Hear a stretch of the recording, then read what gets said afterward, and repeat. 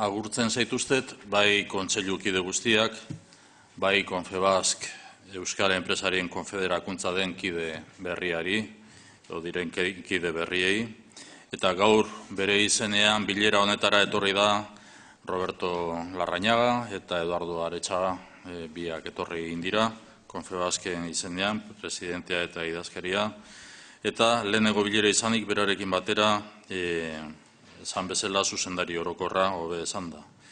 Confebask gonbidatu moduan etorri da gaurkoan Euskal Enpresarien Konfederakuntzaren izenean, Roberto Larrañaga eta Eduardo Aretxaga, aurreko Euskadiko Unibertsitate Kontseiluan erabaki egin zen bezala. Gobernuaren konpromisoa da Euskal Unibertsitatearen legearen aldaketa proposatu eta burutzea ahalik eta azkar. Beraz, eskertu egin nahi dut guztiok gaur hemen biltzea eta bereziki esan bezala Confebaski. Eta sarrera hau eginez, zer esan nahi dizu eta lehendakari naizen aldetik.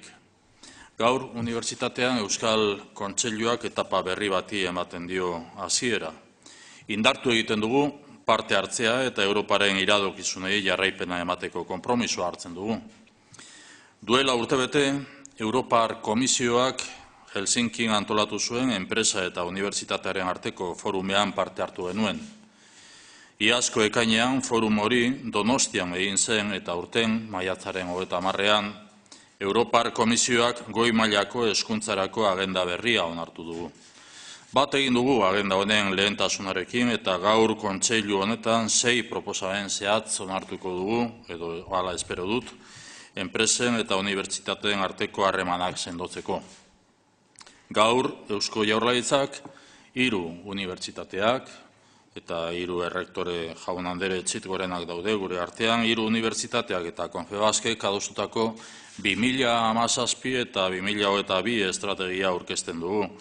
Helburu bera dugu, ikasleen formazioa hobetzea eta lan munduarekin integrazioa erraztea.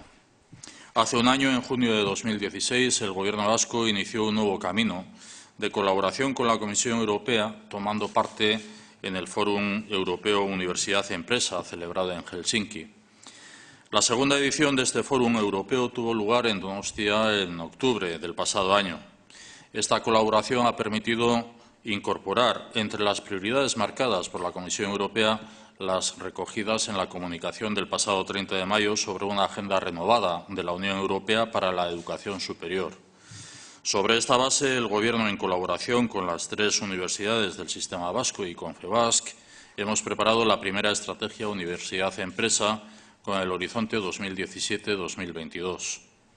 El objetivo es construir una palanca para el desarrollo social y económico de Euskadi en un contexto europeo e internacional.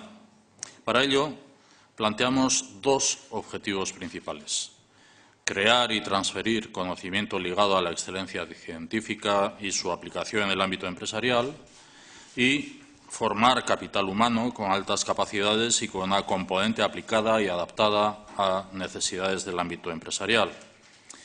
Hoy destacamos la puesta en marcha de las siguientes acciones para apoyar la Estrategia Vasca Universidad-Empresa 2022.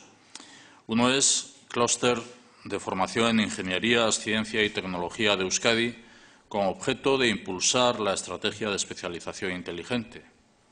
Otro es Primer Programa Vasco de Aulas Empresa-Universidad alineadas con la estrategia RIS3. Otro es Primer Aula Empresa-Universidad sobre Industria 4.0.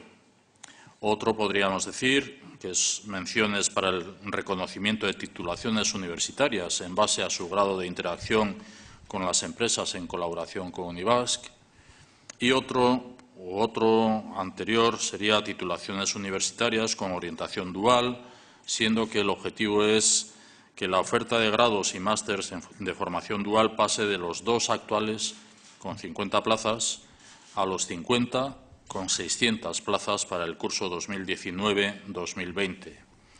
Y el último de